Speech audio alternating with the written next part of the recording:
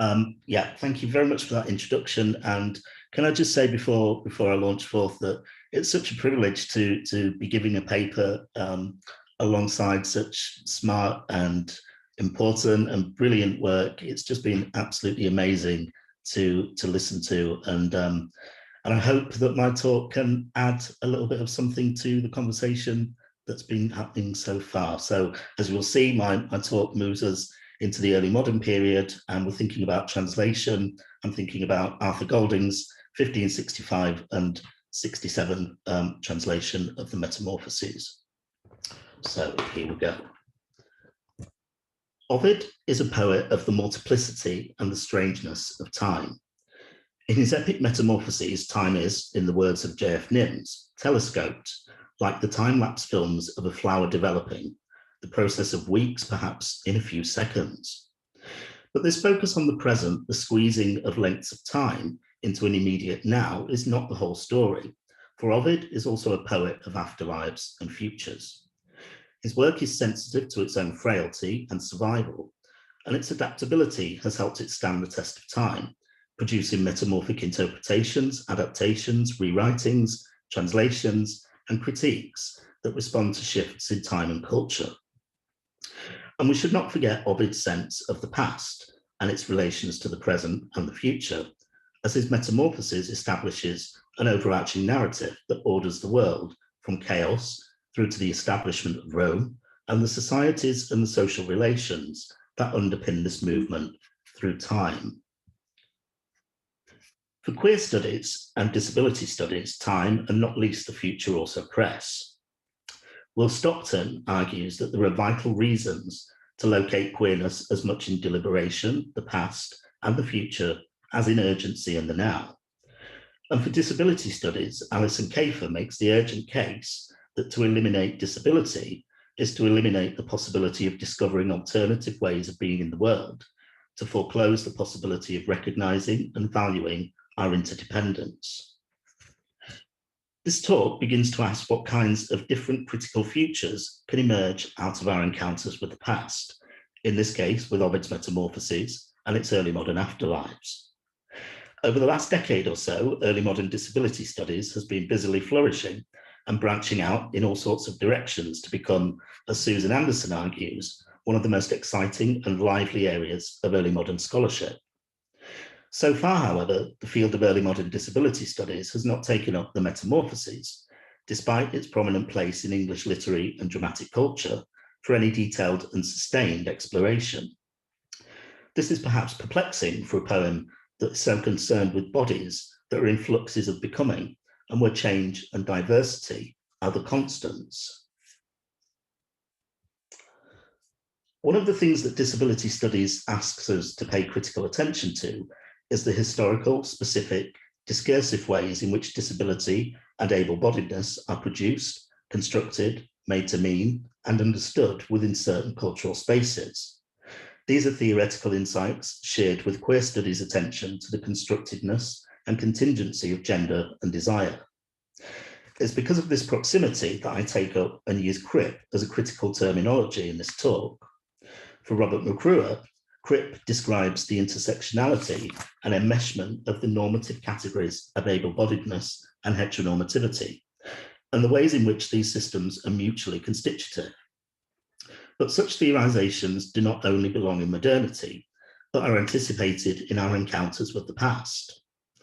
For instance, as Elizabeth Bearden notes in 2019, pre-modern formulations of supple, masculine, able-bodiedness and disabling effeminacy are meaningful for the way we think about disability, because this formulation demonstrates a long history of norming sexuality in concert with impairment.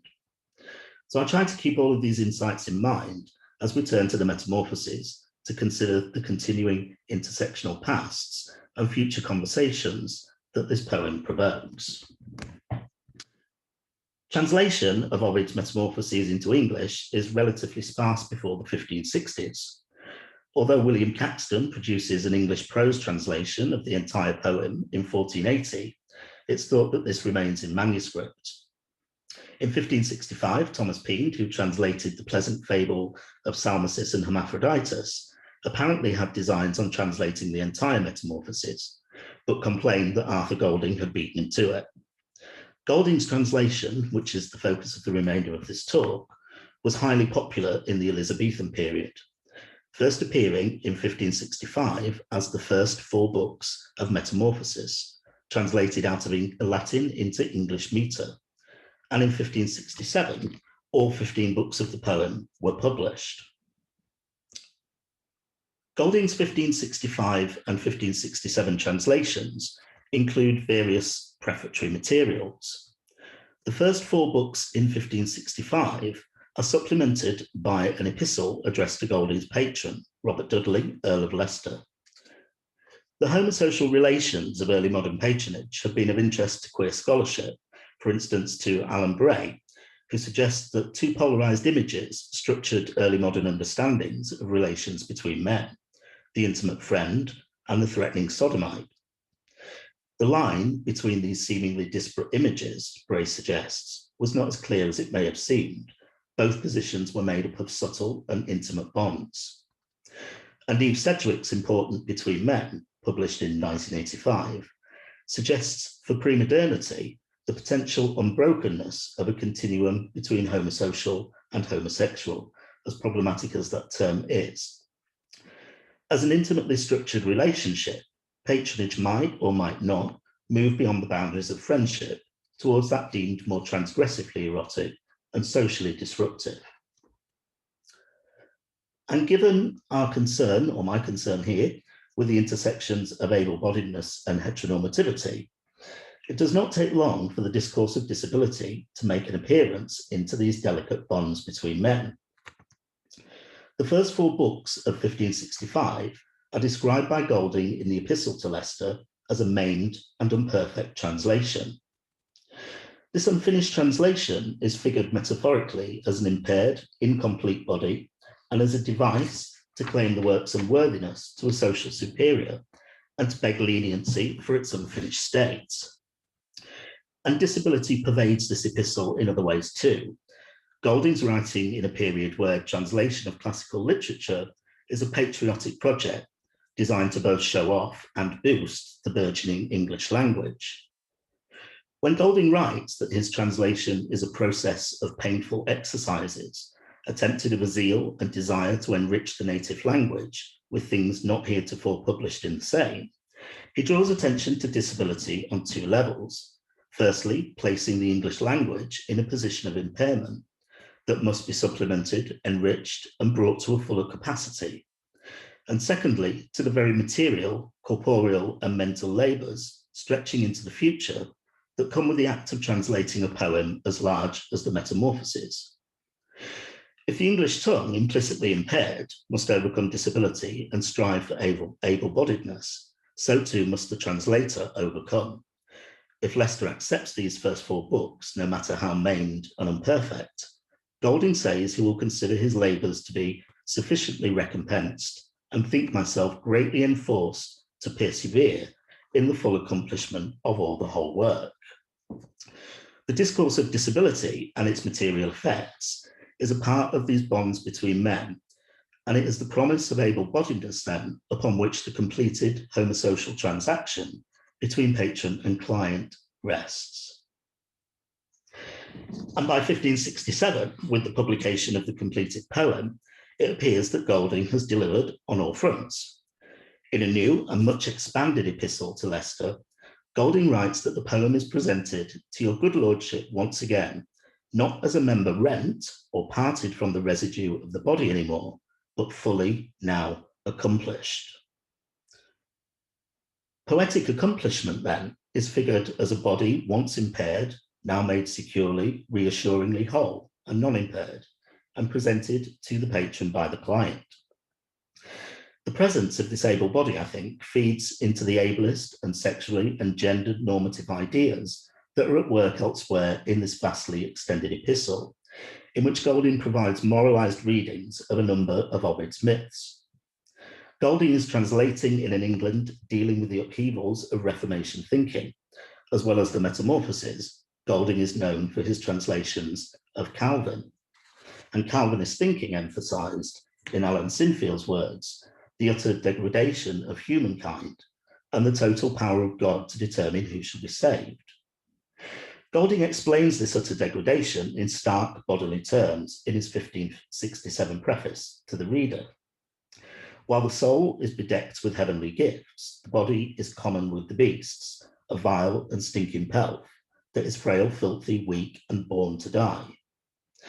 While this might provoke the question as to whether in Golding's paratext all bodies are in some ways crip, impaired, or disabled, these paratexts also begin to engage with contemporary discourses that construct some bodies as more desirable than others. This translation of the Metamorphoses is engaging in a long tradition of being moralized, allegorized, explained, and supplemented, and Golding, the strict Calvinist, is especially concerned to bring the poem into a context of Christian revelation and edification. The readers, therefore, he writes, earnestly admonished are to seek a further meaning than the letter gives to see. The travail taken in that behalf, although it have some pain, yet makes it double recompense with pleasure and with gain. And indeed, in this later epistle, Golding sets out to explain an array of vices for which Ovid's gods, for Golding representing the Christian God, punish moral transgressions with bodily transformations. These transformations include ableist ideas about body shapes and are enmeshed with concerns about correct gender and the restraint of desire. The myth of Salmacis and Hermaphroditus, for instance, Golding informs us, signifies that idleness is chiefest nurse and cherisher of all voluptuousness, and that voluptuous life breeds sin, which linking all together makes men to be effeminate, unwieldy, weak, and lither. We can clearly see Bearden's ideas of the production of normative gender, sexuality, and able-bodiedness at work here.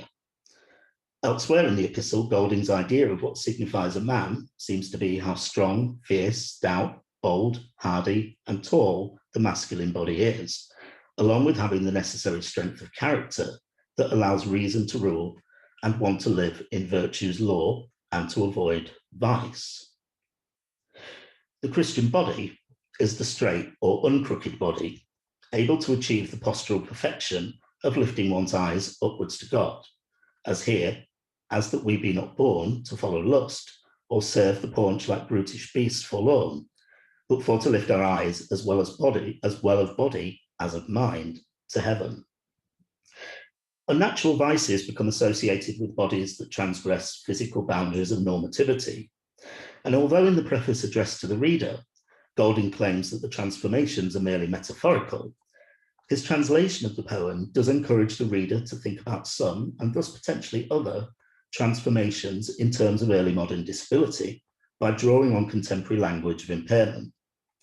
In Book 2, for example, the nymph Callisto, transformed to a bear as punishment for a pregnancy that is not her fault, finds her lips becoming a wide, deformed mouth. The discourse of deformity is one that the early modern period would understand as signifying a wide range of impairments, and also, as Callisto's pregnancy signifies, have moral connotations. Small surprise in an age where physiognomy, or reading the body's surface for signs of moral or immoral character, was routine. But some critics see Golding's text as one that is relatively light on moralizing. Dan Hooley, for instance, argues that despite these many moralizations in the 1567 epistle and address to the reader, Golding allows his readers a certain amount of freedom in interpreting the lessons of the text for themselves. Whether one agrees with this or not, Golding's prefaces do seem to explicitly provide some openings for pleasure as well as instruction. As we saw earlier, the idea of the poem's double recompense, with pleasure and with gain. This idea is fleshed out in the lines which follow: pleasure for variety and strangeness of things, and gain for good instruction, which the understanding brings. Pleasure is here linked with strangeness, and perhaps we're encouraged to think of transformed bodies as pleasurable, as Golding's very first line of the translation is, "Of shapes transformed to bodies strange, I propose to entreat." Can pleasure in the strange undermine the ableist thinking that informs Golding's paratext and his moralizing of the poet? It's with these potentially pleasurable openings, then, that I conclude briefly with an attention to the image that Golding uses to symbolize his triumphant, completed poetic achievement, the horn of plenty, or the cornucopia, that which overflows with luxuriant pleasures and is now presented to Leicester. Golding writes, "This plenteous horn of Ashley, which justly doth deserve to bear the name of treasury of knowledge, I present to your good lordship once again, not as a member rent or parted from the residue of the body any more, but fully now accomplished." But despite Golding's claim that this horn of plenty is no longer a limb parted from the residue of the body, when the reader reaches the tale of Ashley's horn in the poem itself, a different story emerges. The horn is torn off by Hercules as he and Ashley engage in an arguably homoerotic battle for the affections of Deianira. As Ashley describes, "Upon my welked horn, that he asunder quite it brake, and pulled it from my maimed brow." Ashley's self-description here returns us to Golding's own use of the term maimed to describe his poem in the first epistle to Leicester. Yet the horn of plenty in the 1567 epistle is figured as a symbol of poetic and bodily completeness by Golding. However, by referring Leicester and the reader to Ashley by name, this horn is inscribed with a maimed and queer future, and we should not ignore the violence involved in that encounter yet to come in the poem. Reading this maimed horn requires non-linear approaches where we take time to linger over terms, return back, read forward again, and make new connections and meanings, a type of queer and Crip reading practice. And the very structure of Ovid's poem invites such practices and playfulness in its use of multiple voices, enfolding narratives, and figures that cross multiple myths. Here, we are left with homosocial bonds, in which disability seems to play multiple roles, as material, laborious pain, as wholeness and incompleteness at one and the same time, and as stern moralization that may well give way to playful pleasures and exchanges that nonetheless prefigure pain and violence. Playing then with Ashley's horn allows us to think through critical conversations about the intersections of Crip and queer, and how the metamorphoses might be a part of that dialogue. Part of that task is, of course, the serious business of making visible the ways in which Crip and queer intersections have shaped, oppressed, and restrained bodies through time.